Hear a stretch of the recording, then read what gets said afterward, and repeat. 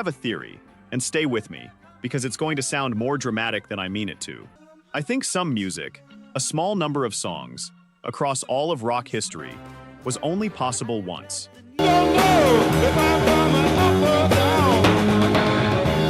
Not just because the people who made it are gone, though some of them are, but because the exact collision of who they were, what they wanted, what the technology could hold, and what the world needed at that specific moment.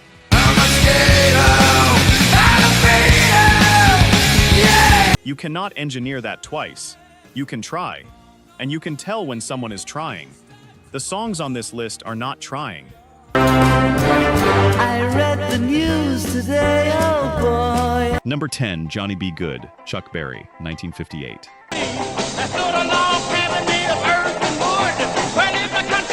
I want to start at the actual beginning. The moment you can point to and say, here, right here, this is where it came from. You know this song. We all know this song. Oh, mama, that little country boy to play go-go. But sit with me for a second, because where it came from is a story that makes it sound different on the other side of it. Chuck Berry wrote Johnny B. Goode in 1958 and released it on Chess Records.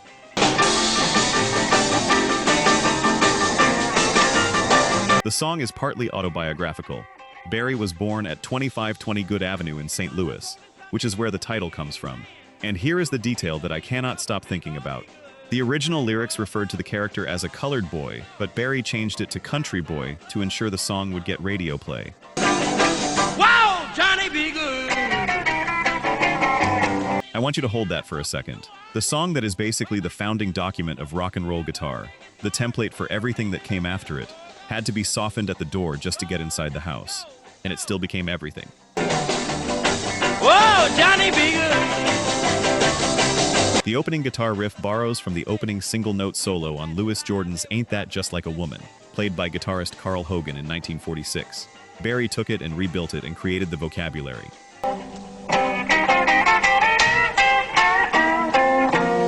Every rock guitarist who came after him, Page, Hendrix, Clapton, Richards, all of them, was working inside a structure that Chuck Berry built in a recording studio in Chicago in 1958.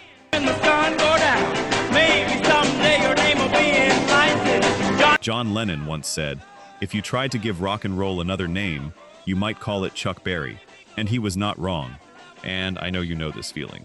The opening of Johnny B. Goode hits something in your body before your brain has time to process it, because your brain learned it from everything else that came after it. That riff is the first sentence. Everything on this list is, in some way, a response to it.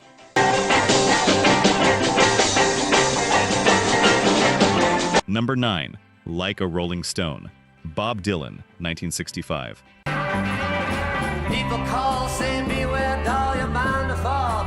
There is something I need to tell you about this recording session. June 15th and 16, 1965. Columbia Records Studio A, New York City. About having to be scrounging. Bob Dylan walks in with a song that started as 10 pages of writing, free, flowing, furious, that he cut and cut until he had something approaching a song. Producer Tom Wilson is there. Guitarist Mike Bloomfield is there. And then there is Al Cooper. You're gonna have to get used to it. Cooper was primarily a session guitarist who had talked his way into the studio. He sat down at the Hammond organ, an instrument he had never played professionally in his life. And Dylan heard what he was playing and turned to the control room and said, "Turn the organ up, and here is what gets me every time."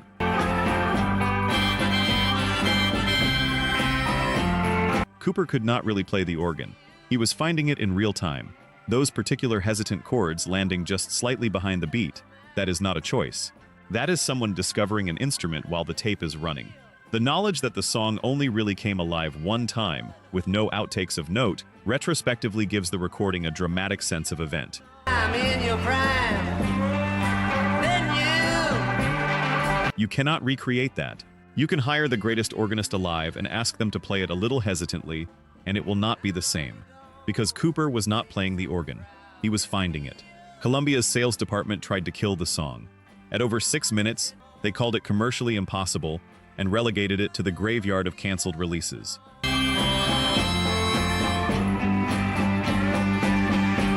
It was only after Sean Considine, the release coordinator, slipped a studio acetate to a DJ at a popular Manhattan nightclub that the song found its audience.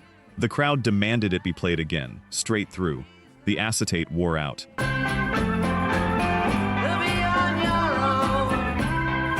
When Bruce Springsteen inducted Dylan into the Rock and Roll Hall of Fame in 1988, he said, "That snare shot sounded like somebody'd kicked open the door to your mind. And I know you know that feeling. The moment Dylan's voice hits the first, 'How does it feel?' something that was closed in you opens. And the whole song sounds like it only exists because it couldn't have been stopped."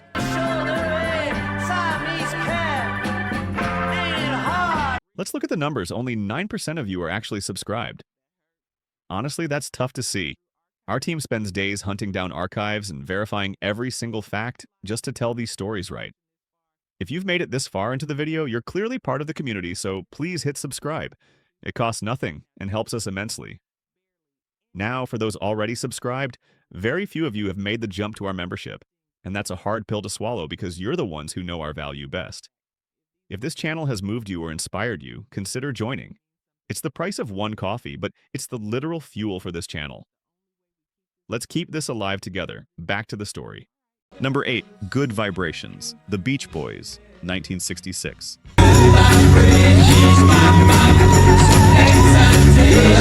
I remember the first time I heard Good Vibrations through real headphones. And I mean really heard it. And I thought, this does not sound like it was made by human beings.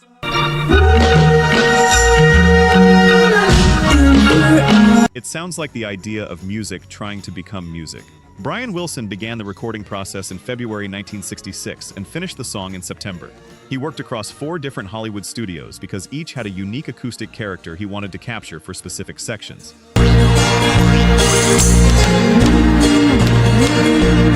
The verses were recorded at Gold Star, the choruses at Western Recording Studios, the bridge at Sunset Sound, and the voices at Columbia Studios, all built separately, in pieces, and assembled.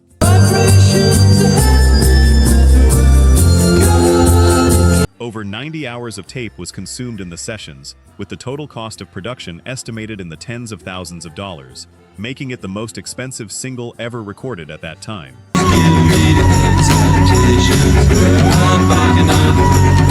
More than 30 musicians appear on the finished track, playing everything from sleigh bells and piccolo to harpsichord and electro-theremin, that strange wailing instrument played by its inventor, Paul Tanner.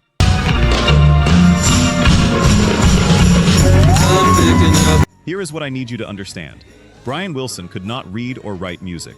Every part lived in his head. The recording took 17 sessions, totaling 90 hours across 4 studios.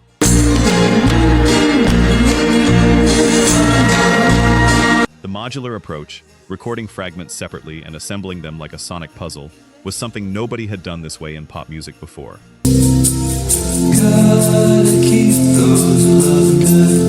He was inventing the technique as he went.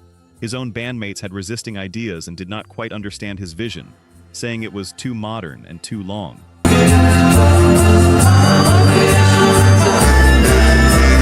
Brian Wilson later said at the end of the final session he had a feeling of power. It was a rush, a feeling of exaltation, artistic beauty. It was everything.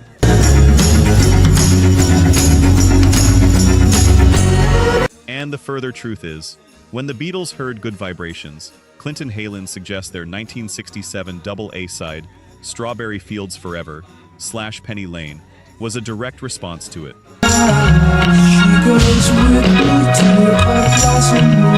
Number 7, A Day in the Life, The Beatles, 1967.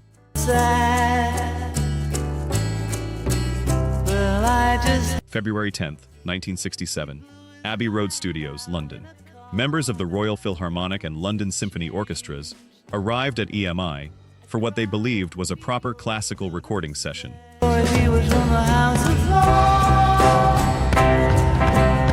They came in their formal tuxedo stage attire. Then someone handed them false noses, gorilla paw gloves, bald caps, and clip-on novelty nipples. A violinist held his bow in a giant fake gorilla paw.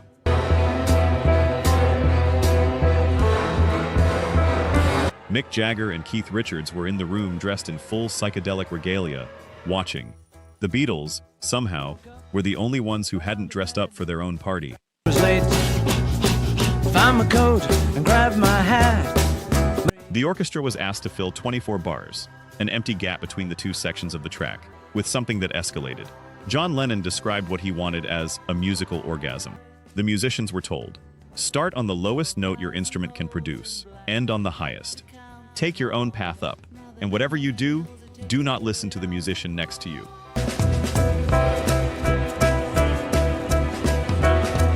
Paul McCartney originally wanted 90 musicians for the session.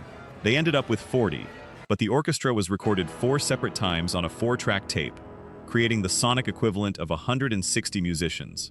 Due to the many takes required to perfect the orchestral crescendo and the final chord,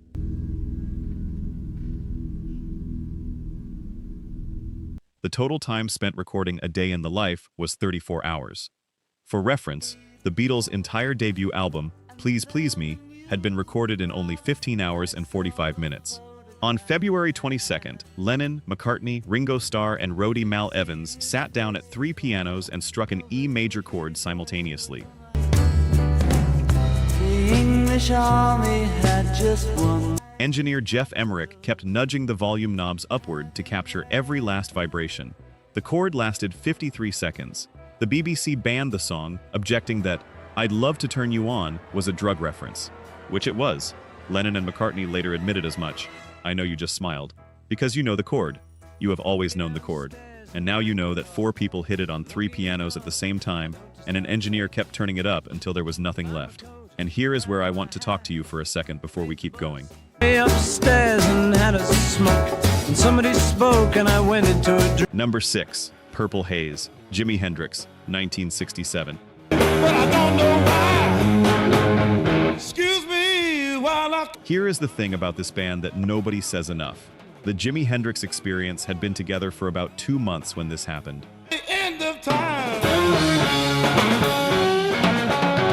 By January 1967, their first single, Hey Joe, had peaked at number 6 in the UK.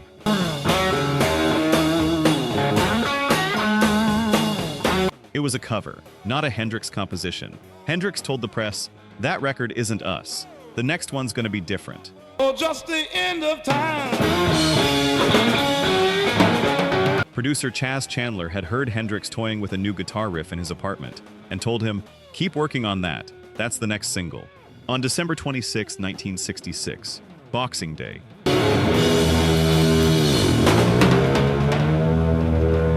Hendrix was backstage in the dressing room of the Upper Cut Club in East London before a show.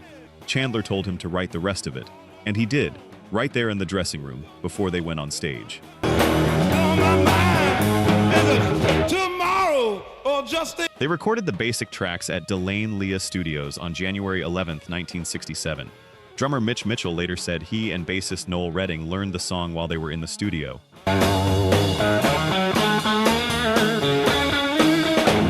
Hendrix hummed the riff and showed them the chords, and they captured it on the 3rd take. The basic tracks took 4 hours.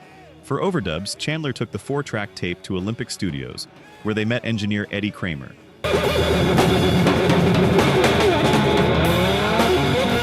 And this is where it gets interesting. The guitar solo used a device called the Octavia, built by sound engineer Roger Mayer, that could double the pitch of the guitar by a full octave, creating that splitting, otherworldly sound. Nobody had used it on a record before. Kiss the sky. To get the distant, eerie background sound, they put a pair of headphones around a microphone and moved them around while recording to create an echo effect that has never quite been named since.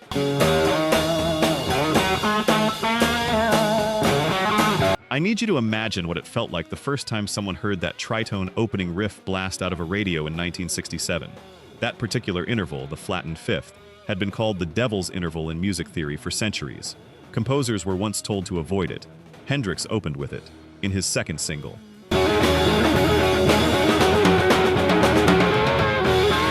Number 5, Layla, Derek and the Dominoes, 1970.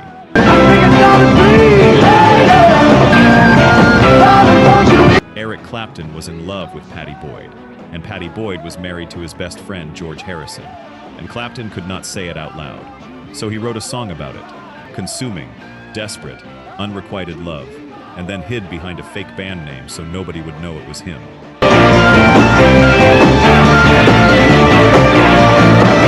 Derek and the Dominoes. He was Derek. Being Derek, Clapton said, was a cover for the fact that I was trying to steal someone else's wife. Now here is the part that I could not stop thinking about once I found it.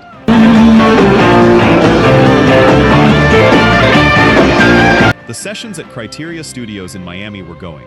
There was chemistry in the band, but the spark that turned Layla from a great song into the song, that came from a chance encounter. Producer Tom Dowd was simultaneously working at Criteria with the Allman Brothers Band on their second album. When Dowd told Duane Allman that Eric Clapton was in the building,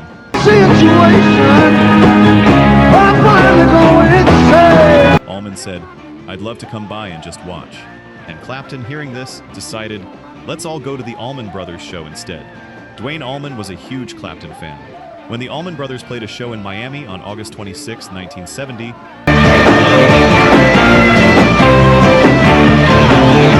Allman was mid-solo and turned around and saw Clapton standing near the stage. He froze.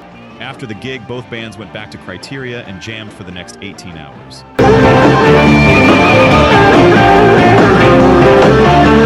Within days, Allman was a full part of the sessions, and the two of them were set up in the studio facing each other, looking each other in the eyes, playing live through small Fender amps, no headphones, close enough that if they talked while recording, you would have heard it over the amplifier. They were feeding off each other like crazy, Tom Dowd recalled, running on pure emotion.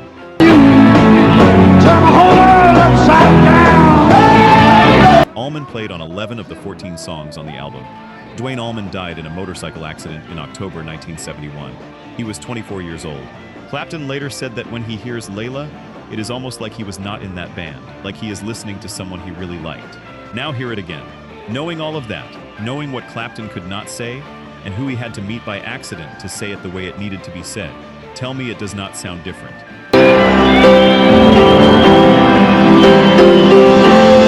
Number 4, Back in Black, AC/DC, 1980.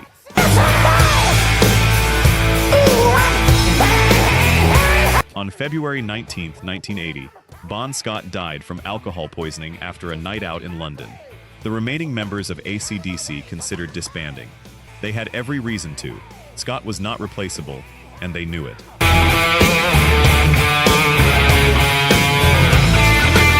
His voice, his swagger, it was the engine, and it was gone. Then Angus Young remembered something. Bon Scott had told the band about a singer he'd seen in England years earlier, a guy named Brian Johnson, fronting a band called Geordie. Bon had said,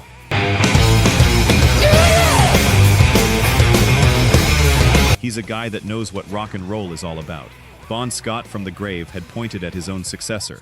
Johnson auditioned on March 29, 1980. He sang Whole Lotta Rosie, and then Nutbush City Limits, and something shifted in the room.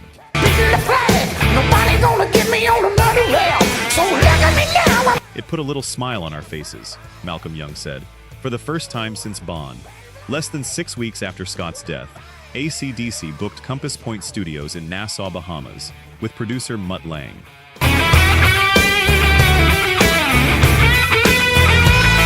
The album was recorded in 7 weeks, from April to May 1980. When the band's plane landed, the Bahamas was in the middle of a tropical storm. It was the best place to do that album because there was nothing going on, Malcolm Young said.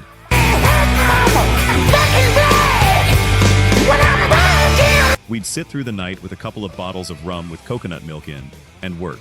The all-black album cover was designed as a sign of mourning for Scott. They needed a title track that would rock, that would celebrate their fallen friend without being literal or mournful.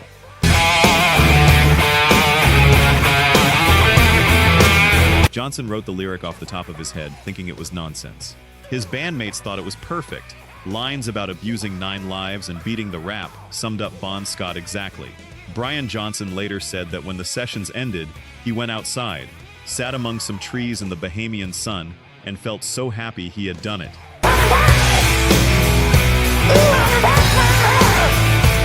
He had barely heard a single complete song during recording. Mutt Lange would bring him in for a verse, then a chorus, then send him back out. Back in Black has sold an estimated 50 million copies. It is the second best-selling album in music history, made in 7 weeks.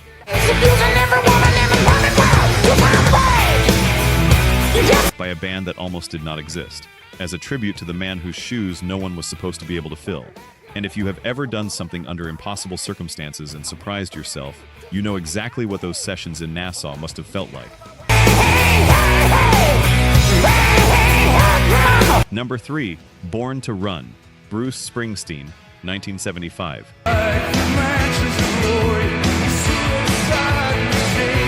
Springsteen said this, "It was all or nothing, because in the rest of my life at that time, I had nothing.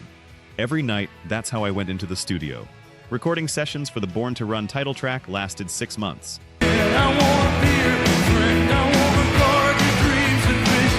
Beginning in January 1974 and not finishing until mid-1974, while the full album stretched from January 1974 to July 1975, an 18-month process in total.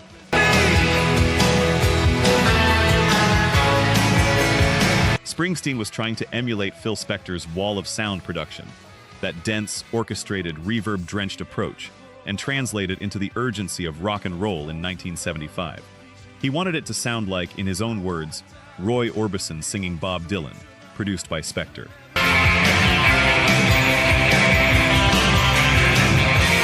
He squeezed 72 different instrumental tracks onto a 16-track mixing console. The arrangement became so dense that one of the guitar notes Springsteen had built the song around, a bend from a minor to a major third, got completely buried in the layers. It was gone.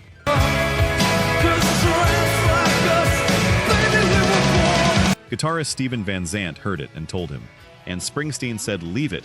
Van Zandt later called that decision, "my greatest contribution to his music."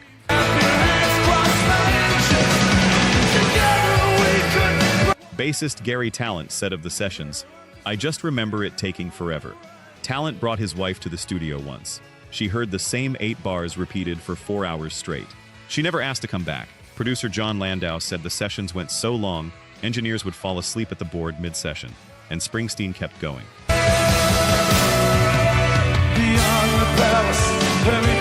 Because the sound he was hearing in his head, he could not fully explain it to anyone else in the room. When Born to Run was released on August 25, 1975, Springsteen appeared on the covers of Time and Newsweek simultaneously. His second album had nearly gotten him dropped by the label. He went into those sessions with nothing.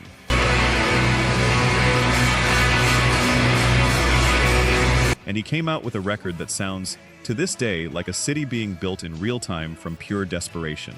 And if you have ever worked at something past the point where it made sense, stayed in the room after everyone else had the good sense to go home, because the version of it in your head wasn't finished yet, then you know what that studio smelled like.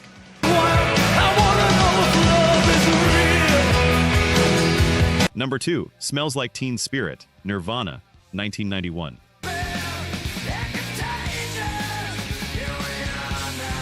Kurt Cobain's friend Kathleen Hanna, the singer of Bikini Kill, spray-painted something on his apartment wall one night after a long night of drinking and arguing and laughing.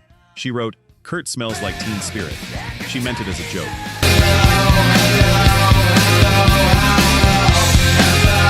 Teen Spirit was a brand of deodorant worn by his then-girlfriend Toby Vale. Hannah was teasing him. Cobain did not know that. He thought it was a revolutionary statement.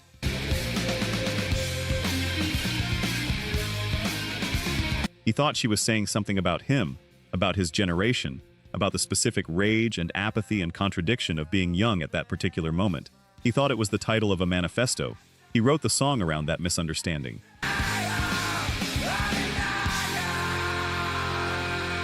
And I love that. I love that one of the most important rock songs ever recorded was built on a misread joke about deodorant.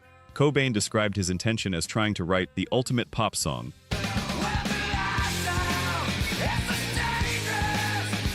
He called it an attempt to rip off the Pixies, to use their quiet, loud dynamic structure in the most direct way possible.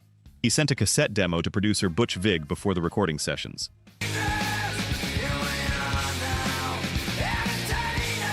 The tape was so distorted, recorded at full volume on a boombox, that Vig could barely make out what was happening. Underneath the fuzz, Vig said later, I could hear hello, hello, melodies and chord structures.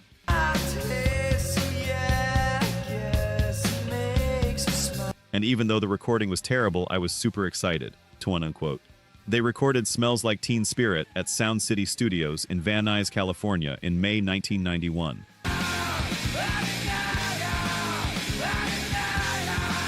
Three takes of the basic track. they kept the second one.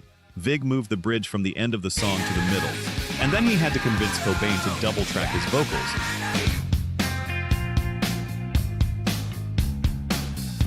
Cobain thought it felt fake. Vig told him, John Lennon did it. Nobody expected what happened next. Danny Goldberg, Nirvana's management, said afterward, none of us heard it as a crossover song. It was supposed to be the underground record, the one that kept them connected to where they came from.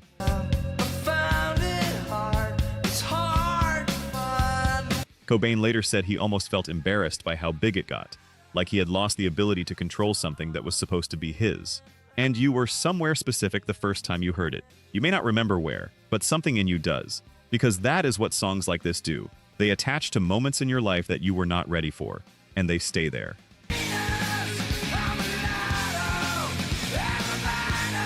Number 1.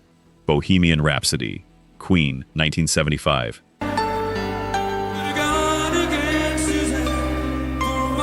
You know this one. We all know this one. But sit with me for a minute, because what went into making it is a story that makes it sound different on the other side of it, in the best possible way.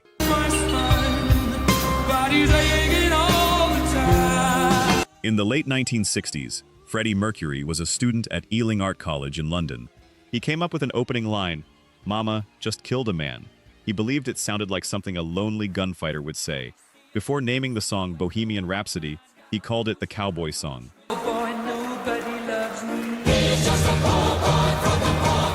He held onto that line for years with no melody and no idea what to do with it.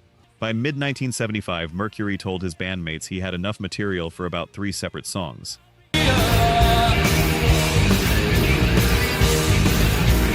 But he was thinking about blending all the lyrics into one long extravaganza. I remember Freddie coming in with loads of bits of paper from his dad's work, like post-it notes, and pounding on the piano, Brian May said.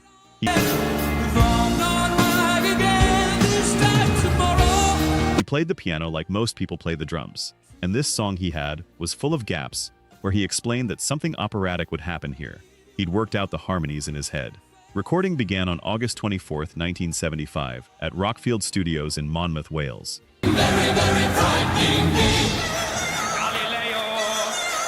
It would take 3 weeks, spread across multiple studios, with Mercury directing every session. To build the opera section, a full week alone was dedicated to it.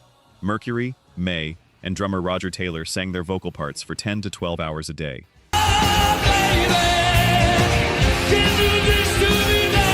They stacked 160 tracks of vocal overdubs using 24-track analog recording.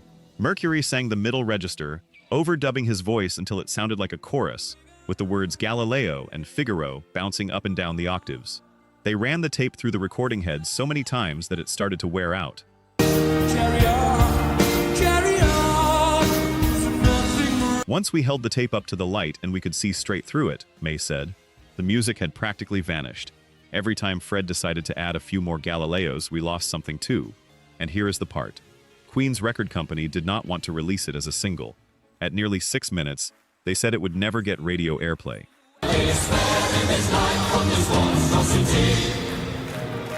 But Freddie Mercury slipped a copy to his friend DJ Kenny Everett of London's Capital Radio. Everett played it on air, then played it again. By the weekend, he had played it 14 times. The phones never stopped. EMI, stunned, released it.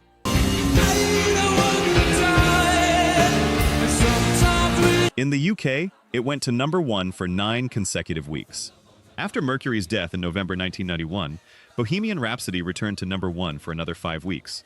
In 2018, it became the most streamed song of the entire 20th century. And here is what I keep coming back to.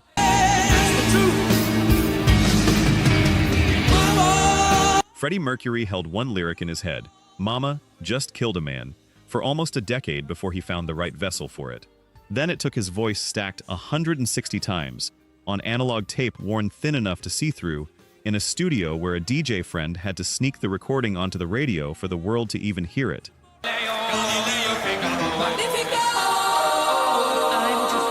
You cannot manufacture that specific obsession, that specific chain of accidents, that specific grief and beauty and impossible ambition, in that specific room, with those specific 4 people, on tape that was nearly transparent by the time they were done. Some things are only possible once, and sometimes the only way you know how rare they were is after they are gone.